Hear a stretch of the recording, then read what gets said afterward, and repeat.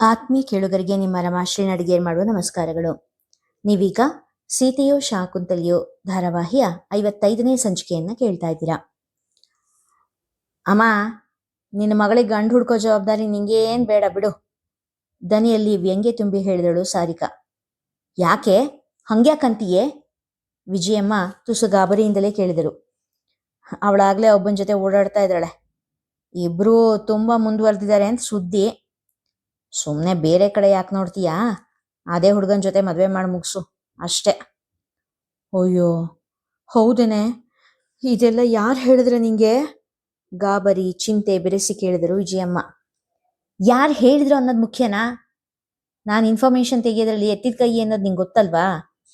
ಹುಡುಗನ ಮನೆಯವರು ದೊಡ್ಡ ಶ್ರೀಮಂತರು, ಹುಡುಗ ಅಲ್ಟ್ರಾ ಮಾಡ್ರನ್ನು. ನೋಡೋ, ಬ್ರೋಕರ್ ಮೂಲಕ ಹೋದ್ರೆ ಕೆಲಸ ಕೆಡುತ್ತೆ, ಡೈರೆಕ್ಟ್ ಆಗಿ ಹೋಗಿ ಮಾತಾಡಬೇಕು ಎಂದಳು ಸಾರಿಕಾ. ಸರಿ, ಹಾಗಾದ್ರೆ ಉಳಿದಿದ್ದನ್ನ ವಿಚಾರಿಸು. ನಾನು ಸಂಜು ಹೋಗಿ ಹುಡುಗನ ಮನೆಯವ್ರ ಹತ್ರ ಮಾತಾಡ್ಕೊಂಡು ಬರ್ತೀವಿ. ಮೊದಲು ಸಂಜು ಹತ್ರ ವಿಷಯ ಇವತ್ತೇ ಮಾತಾಡ್ತೀನಿ ಎಂದರು ಚಿಂತೆಯಿಂದ. ಅಮ್ಮ, ಅವ್ರು ಶ್ರೀಮಂತ ಜನ, ಡಿಮಾಂಡ್ ಕೂಡ ಜಾಸ್ತಿ ಇರ್ಬೋದು. ಹಿಂಗೆ ಪೂರೈಸ್ತೀಯಮ್ಮ? ಸಂಜುಗೆ ಕೂಡ ಕೆಲಸ ಇಲ್ಲ? ಕುತೂಹಲದಿಂದ ಕೇಳಿದಳು ಸಾರಿಕಾ. ಅವ್ರ ಡಿಮ್ಯಾಂಡ್ ಏನೇ ಇದ್ರೂ ಪರವಾಗಿಲ್ಲ ಕಣೆ. ಸಂಕೇತ ಮತ್ತು ಅವನ ಹೆಂಡತಿ ಇದಾರಲ್ಲ, ಅವ್ರು ದುಡಿಯೋದು ಯಾರಿಗೋಸ್ಕರ? ಇದೇ ಸಂಸಾರಕ್ಕೆ ತಾನೇ, ಕೊಡ್ತಾರ ಬಿಡು ಎಂದರು ನಿಶ್ಚಿಂತೆಯಿಂದ. ಅಣ್ಣ, ನಿನ್ನ ಹತ್ರ ಒಂದು ವಿಷಯ ಹೇಳಬೇಕು, ಸಂಕೋಚದಿಂದ ನುಡಿದ ಸಂಕೇತ. ಅಣ್ಣನೊಡನೆ ಮಾತನಾಡುವ ಸಲುವಾಗಿ ಹೋಟೆಲ್ ಒಂದಕ್ಕೆ ಕರೆತಂದಿದ್ದ. ಏನು ಹೇಳೋ, ನನ್ನ ಹತ್ರ ಏನು ಸಂಕೋಚ ನಿಂಗೆ? ಎದುರಿಗಿದ್ದ ಪ್ಲೇಟ್ನಿಂದ ಬಜ್ಜಿ ತೆಗೆದು ಬಾಯಿಗೆ ಹಾಕಿಕೊಳ್ಳುತ್ತಾ ಕೇಳಿದ ಸಂಜಯ್. ಅದು ಅಣ್ಣ, ನಾನು ಮೊದಲೇ ಈ ವಿಷಯ ನಿಂಗೆ ಹೇಳಬೇಕಾಗಿತ್ತು, ಆದರೂ ಹೇಳೋದಕ್ಕೆ ಹಿಂಜರಿಕೆ ಆಯಿತು. ಪೀಠಕ್ಕೆ ನೋಡಿದ್ರೆ ಭಯ ಆಗುತ್ತಲ್ಲೋ, ಹಾಸ್ಯವಾಗಿ ಹೇಳಿದ ಸಂಜು.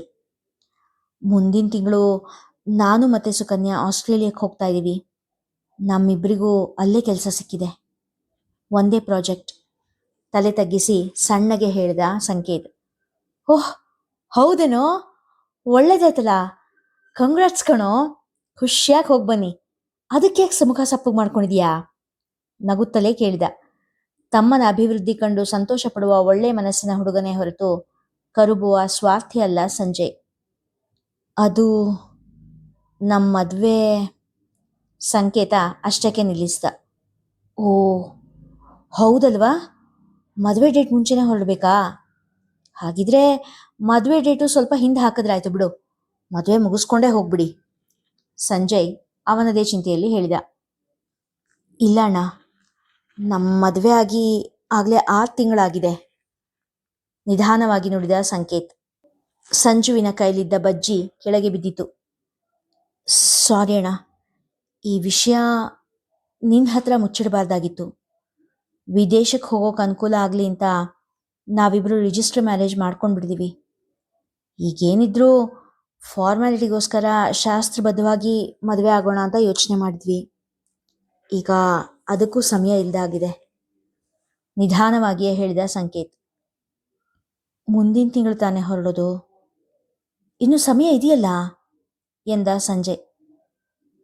ಇಲ್ಲಣ್ಣ, ಇವತ್ತು ಡೇಟ್ 26, ನಾವು ಹೊರಡೋದು ಮುಂದಿನ ತಿಂಗಳ 3ನೇ ತಾರೀಕು, ಅಂದರೆ ಇನ್ನು 7 ದಿನ ಇರೋದು ಸಣ್ಣಗೆ ಹೇಳಿದ ಸಂಜಯ್. ಹಾಂ ಹೌದು. ಮತ್ತೆ ಮುಂದೆ? ತಮ್ಮನ ಮನಸ್ಸಲ್ಲಿ ಏನಿದೆಯೋ ಅದನ್ನು ತಿಳಿಯುವ ಬಯಕೆಯಿಂದ ಕೇಳಿದ. ಈ ಶನಿವಾರ ಆಫೀಸ್ನವ್ರಿಗೆಲ್ಲ ಪಾರ್ಟಿ ಕೊಡ್ತಾ ಇದ್ದೀವಿ, ಅದೇ ರಿಸೆಪ್ಷನ್ ಥರ ಎಂದ ಸಂಕೇತ್. ಅಮ್ಮಂಗೇನು ಹೇಳ್ತೀಯಾ? ಸಂಜಯನಿಗೆ ಅಮ್ಮನ ಚಿಂತೆ. ಅಮ್ಮಂಗೇನೋ ಒಂದೊಳ್ಳೆ ಸೀರೆ ಜೊತೆಗೆ ಒಂದು ಒಡವೆ ಕೂಡ ಕೊಡ್ತೀನಿ, ಸುಮ್ಮನಾಗ್ತಾಳೆ. ತಮ್ಮನ ಉಡಾಫೆ ಮಾತು ಸಂಜಯನಿಗೆ ಸರಿ ಬರಲಿಲ್ಲ. ಸಂಕು, ಅಮ್ಮಂಗೆ ಮಕ್ಕಳ ಮದುವೆ ಬಗ್ಗೆ ಏನೇನೋ ಕನಸುಗಳಿರ್ತಾವ ಕಣೋ, ನಾನಂತೂ ಒಂದು ನೆರವೇರಿಸಲಿಲ್ಲ. ನೀನಾದರೂ ನೆರವೇರಿಸ್ತೀಯ ಅಂದರೆ ತುಸು ಬೇಸರದಿಂದಲೇ ನುಡಿದ. ಬೇರೆ ಅಮ್ಮಂದ್ರ ಬಗ್ಗೆ ಗೊತ್ತಿಲ್ಲ, ಆದರೆ ನಮ್ಮಮ್ಮಂಗೆ ಸೀರೆ ಒಡವೆ ಎಲ್ಲ ನೋಡಿದ್ಮೇಲೆ ಏನೂ ಕಂಪ್ಲೇಂಟ್ ಇರಲ್ಲ ಬಿಡು ಎಂದ ಸಂಕೇತ್. ಈ ವಿಷಯ ಸುಕನ್ಯಾ ಪೇರೆಂಟ್ಸಿಗೆ ಗೊತ್ತಾ? ಹಾಂ, ಅವ್ರಿಗೆ ಅವಾಗಲೇ ಗೊತ್ತು. ಅವ್ರದ್ದೇನು ತೊಂದರೆ ಇಲ್ಲ ಹೇಳಿದ ಸಂಕೇತ್. ಮತ್ತೆ ಮನೇಲಿ ಯಾವಾಗ ಹೇಳ್ತೀಯಾ? ಇವತ್ತೇ ಹೇಳ್ಬಿಡ್ತೀನಿ. ನೀನು ಏನು ಗೊತ್ತಿಲ್ಲದೆ ಇರೋನ ಹಾಗಿದ್ಬಿಡು. ತೀರಾ ವಿಕೋಪಕ್ಕೆ ಹೋದರೆ ನಾನು ಇವತ್ತೇ ಮನೆ ಬಿಟ್ಟು ಹೊರಟ್ಬಿಡ್ತೀನಣ್ಣ ಎಂದಾಗ ಸಂಜಯ್ ಏನೂ ಹೇಳದಾದ. ತಮ್ಮನ ನಡೆಯಿಂದ ಬೇಸರವಾದರೂ ಅವನು ಜೀವನದಲ್ಲಿ ಬಯಸಿದ್ದೆಲ್ಲ ಸಿಕ್ಕು ಮುಂದುವರಿಯುತ್ತಾ ಇರುವುದು ಖುಷಿಯಾಗಿತ್ತು. ಮನೆ ಇಂದು ರಣರಂಗವಾಗುವುದು ಖಂಡಿತ ಎಂದುಕೊಂಡು ಅಣ್ಣ ತಮ್ಮ ಇಬ್ಬರೂ ಮನೆಯ ಕಡೆ ಹೊರಟರು. ಏನಮ್ಮ ನೀನು ಅಷ್ಟು ಅರ್ಜೆಂಟಾಗಿ ಬಾ ಅಂತ ಫೋನ್ ಮಾಡಿದೆ? ಇರೋ ಬರೋ ಎಲ್ಲ ಕೆಲಸ ಬಿಟ್ಟು ಓಡ್ ಬಂದಿದ್ದೀನಿ. ಆಟೋ ಇಳಿದು ಒಳಗೆ ಬರುತ್ತಿದ್ದ ಹಾಗೆಯೇ ಕೇಳಿದಳು ಸಾರಿಕಾ. ತಲೆ ಮೇಲೆ ಕೈ ಹೊತ್ತು ಕುಳಿತಿದ್ದ ವಿಜಯಮ್ಮನ ಮುಖ ನೋಡಿ ಗಾಬರಿಯಾದಳು. ಏನಾಯ್ತಮ್ಮ? ಯಾಕೆ ಹಿಂಗಿದೆಯಾ? ಅಳ್ತಾ ಇದೀಯಾ? ಆತಂಕದಿಂದ ಕೇಳಿದಳು. ಗಟ್ಟಿ ಮನಸ್ಸಿನ ವಿಜಯಮ್ಮನ ಕಣ್ಣಲ್ಲಿ ನೀರು ಕಂಡು ಸಾರಿಕಾಳ ಹೃದಯವು ಢವಢವಿಡಿಸಿತ್ತು. ಎಲ್ಲ ಮುಗ್ದೋಯ್ತು ಸಾರಿಕಾ. ನಾವು ಬೀದಿಗೆ ಬಂದ್ಬಿಟ್ವಿ. ಬಾಳಿ ಬದುಕಿದ ಊರಲ್ಲಿ ನಮ್ಮ ಮಾನ ಮರ್ಯಾದೆ 3 ಕಾಸಿಗೆ ಹರಾಜಾಗೋ ಸ್ಥಿತಿ ಬಂತು. ಎಲ್ಲ ಮುಗ್ದೋಯ್ತು. ಸಾರಿಕಾಳನ್ನು ಅಪ್ಪಿಕೊಂಡು ಕಣ್ಣೀರುಗರೆದರು. ಅಳಬೇಡಮ್ಮ, ನೀನಿಷ್ಟು ದುಃಖ ಪಡೋಂಥದ್ದು ಏನಾಯ್ತಮ್ಮ? ಹೇಳಮ್ಮ ಎಂದಳು ಸಾರಿಕಾ ಆತಂಕದಿಂದ. ಇವತ್ತು ಸಾನು ರೂಮ್ ಕ್ಲೀನ್ ಮಾಡಿಸೋಣ ಅಂತ ಹೋಗಿದ್ದೆ. ಅಲ್ಲಿ ಟೇಬಲ್ ಮೇಲೆ ಇದು ಸಿಕ್ತು ಕಣೆ. ಟಿವಿಲಿ ನೋಡಿದ್ದೀನಿ ಕಣೆ ಇದನ್ನ. ಇದರಲ್ಲಿ 2 ಗುಲಾಬಿ ಗೆರೆ ಇದ್ರೆ ಹುಡುಗಿ ಪ್ರೆಗ್ನೆಂಟ್ ಅಂತ ಅರ್ಥ ತಾನೆ ಎನ್ನುತ್ತಾ ಪ್ರೆಗ್ನೆನ್ಸಿ ಟೆಸ್ಟ್ ಕಿಟ್ ಕೈಲಿ ಹಿಡಿದು ತೋರಿಸಿದರು. ಅಯ್ಯೋ ಹೌದಮ್ಮ, ಇದು ಪ್ರೆಗ್ನೆನ್ಸಿ ಕಿಟ್ಟೆ. ಛೇ, ಇದೇನು ಮಾಡ್ಕೊಂಡ್ಬಿಟ್ಲು ಸಾನು ಎಂದು ಕುಳಿತವಳ ಕಣ್ಣಲ್ಲೂ ನೀರು ಜಿನುಗಿತ್ತು. ಸಾನುನ ಇದ್ರ ಬಗ್ಗೆ ವಿಚಾರಿಸ್ತೀಯನಮ್ಮ ಎಂದು ಕೇಳಿದಳು. ಇಲ್ಲ ಕಣೆ, ನಾನಿದನ್ನು ನೋಡೋ ಅಷ್ಟರಲ್ಲಿ ಅವಳು ಆಫೀಸಿಗೆ ಹೋಗಾಗೋಗಿತ್ತು. ಇದು ಸಿಕ್ಕ ಮೇಲೆ ಫೋನ್ ಮಾಡಿದೆ, ಫೋನ್ ತೆಗಿಲೇ ಇಲ್ಲ ಕಣೆ ಅವಳು ಎಂದರು ಅಳುತ್ತಾ. ಅಯ್ಯೋ ದೇವ್ರೆ, ಫೋನ್ ತೆಗಿತಾ ಇಲ್ವಾ? ಹೀಗಾಗಿದೆ ಅಂತ ಏನಾದರೂ ಹೆಚ್ಚು ಕಮ್ಮಿ ಮಾಡ್ಕೊಂಡ್ಬಿಟ್ಲೋ ಹೇಗೆ? ಸಾರಿಕಾ ಹೇಳಿದಾಗ ವಿಜಯಮ್ಮ ದೊಡ್ಡ ಸ್ವರದಲ್ಲಿ ಅಳತೊಡಗಿದರು. ಅಯ್ಯಯ್ಯೋ, ಏನೇ ಮಾಡೋದೀಗ? ಅಯ್ಯೋ ದೇವ್ರೆ ಅಳುತ್ತಲೇ ಕೇಳಿದಾಗ, ಇರು ನಾನು ಒಂದ್ಸರಿ ಕಾಲ್ ಮಾಡಿ ನೋಡ್ತೀನಿ ಎಂದ ಸಾರಿಕಾ ಸಾನ್ನಿಧ್ಯಳ ಮೊಬೈಲ್ ನಂಬರ್ ಒತ್ತಿದಳು. ಹಲೋ, ಹೇಳಿ ಸಾರಿಕಾ ಅತ್ತಲಿಂದ ಸಾನ್ನಿಧ್ಯ ಮಾತಾಡಿದಳು. ಸಾನ್ನಿಧ್ಯಳ ದನಿ ಕೇಳಿ ಎಷ್ಟೋ ನೆಮ್ಮದಿಯಾಯಿತು ಸಾರಿಕಾ ಹಾಗೂ ವಿಜಯಮ್ಮನಿಗೆ.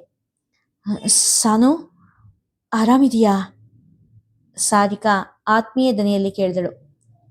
ಹಾಂ, ಸಾನ್ನಿಧ್ಯಳದ್ದು ಕ್ಲುಪ್ತ ಉತ್ತರ. ಎಲ್ಲಿದೆಯಮ್ಮ? ಕಕ್ಕುಲತೆಯಿಂದ ವಿಚಾರಿಸಿದಳು. ಆಫೀಸ್ನಲ್ಲಿದ್ದೀನಿ. 1 ಮಾರ್ಕಿನ ಪ್ರಶ್ನೆಗೆ ಉತ್ತರ ಕೊಡುವಂತೆ ಸಾನ್ನಿಧ್ಯಳ ಉತ್ತರ.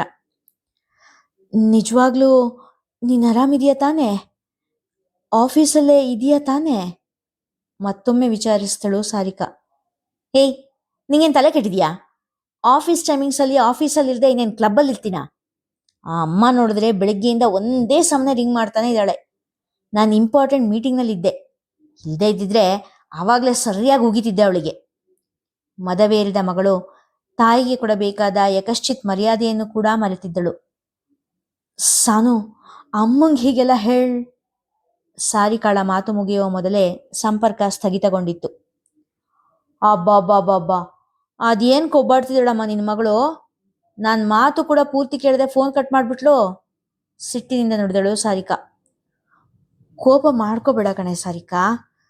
ಪಾಪ, ಅವಳಲ್ಲಿ ಯಾವ ಪರಿಸ್ಥಿತಿಲಿದ್ದಾಳೋ ಏನೋ. ತಪ್ಪು ಮಾಡಿಬಿಟ್ಟಿದ್ದಾಳೆ, ಅದರಿಂದ ಎಷ್ಟು ಟೆನ್ಷನ್ನಲ್ಲಿದ್ದಾಳೋ ಏನೋ. ಹುಡುಗ ಮದುವೆ ಆಗೋದಕ್ಕೆ ಒಪ್ಪುದ್ನೋ ಇಲ್ವೋ ಎಂದು ಹೇಳಿದವರಿಗೆ ತಿಳಿದಿಲ್ಲ ಮಗಳು ಆ ತಪ್ಪಿಗೆ ಪರಿಹಾರ ಕಂಡುಕೊಂಡಾಗಿದೆ ಎಂದು. ಹಾಂ, ನಿಜಾನೇ.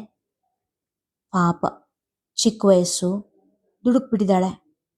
ತಂಗಿಯ ಮೇಲೆ ಸಾರಿಕಾಳಿಗೆ ಮಮತೆಯೇನೂ ಕಡಿಮೆ ಇಲ್ಲ. ಈಗೇನು ಮಾಡೋದು ಕೇಳಿದಳು ಅಮ್ಮನನ್ನು. ಅವಳ ಆಫೀಸಿಂದ ಬಂದಮೇಲೆ ಅವಳ ಹತ್ರ ನಿಧಾನವಾಗಿ ಮಾತಾಡಿ ಹುಡುಗ ಯಾರು ಅಂತ ತಿಳ್ಕೊಂಡು ಎನ್ನುತ್ತಿದ್ದ ಅಮ್ಮನನ್ನು ತಡೆದು, ಅಮ್ಮ, ಹುಡುಗ ಯಾರು ಅಂತ ನಂಗೆ ಗೊತ್ತಿದೆ. ತುಂಬ ದೊಡ್ಡ ಜನ, ರಾಜಕೀಯದಲ್ಲಿ ಕೂಡ ಹೆಸರಿರೋರು.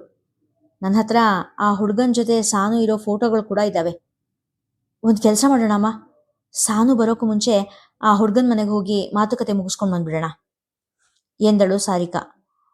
ಆದರೂ ಸಾನು ಬಂದ್ಬಿಡ್ಲಿ ಕಣೆ, ಅವಳನ್ನು ಕೇಳಿ ವಿಜಯಮ್ಮ ಹೇಳಿದಾಗ, ಅವಳನ್ನೇನು ಕೇಳೋದಮ್ಮ, ಈಗಾಗಲೇ ಎಷ್ಟು ಮುಂದುವರೆದಿದ್ದಾಳೆ, ಒಪ್ಪಿಗೆ ಇಲ್ಲದೆ ಮುಂದುವರೆದಿರ್ತಾಳಾ? ಅದು ಅಲ್ಲದೆ ಅಪ್ಪ ಅಮ್ಮನ ಮೂಲಕನೇ ಸಂಬಂಧ ಹೋದರೆ ಆ ಹುಡುಗ ಕೂಡ ಸಾನುಗೆ ಕೈ ಕೊಡೋಕ್ಕಾಗಲ್ಲ ಎಂದಾಗ ಮಗಳ ವಾದವನ್ನು ಒಪ್ಪಿದರು. ಅಲ್ವೇ, ದೊಡ್ಡ ಜನ ಅಂತೀಯ, ಅವ್ರ ಮದುವೆಗೆ ಒಪ್ತಾರೇನೆ? ವಿಜಯಮ್ಮ ಸಂದೇಹ ವ್ಯಕ್ತಪಡಿಸಿದರು. ಒಪ್ಪದೇ ಇದ್ರೆ ಒಪ್ಸೋಣ, ಅವ್ರ ವಂಶದ ಕುಡಿ ಸಾನು ಹೊಟ್ಟೆಲಿದೆಯಲ್ಲ, ಅದೇ ನಮ್ಮ ಟ್ರಂಪ್ ಕಾರ್ಡ್, ಸಾರಿಕಾ ಹೇಳಿದಾಗ ವಿಜಯಮ್ಮ ಒಪ್ಪಿದರು. ತಾಯಿ ಮಗಳು ಇಬ್ಬರೂ ಸೇರಿ ಸಾನುವಿನ ಭವಿಷ್ಯ ಹಸನು ಮಾಡಲು ಹೊರಟರು. ಎಷ್ಟು ದೊಡ್ಡ ಮನೆ, ನಮ್ಮನ್ನು ಒಳಗಾದ್ರೂ ಬಿಡ್ತಾರೇನೆ ಅಳುಕಿದರು ವಿಜಯಮ್ಮ.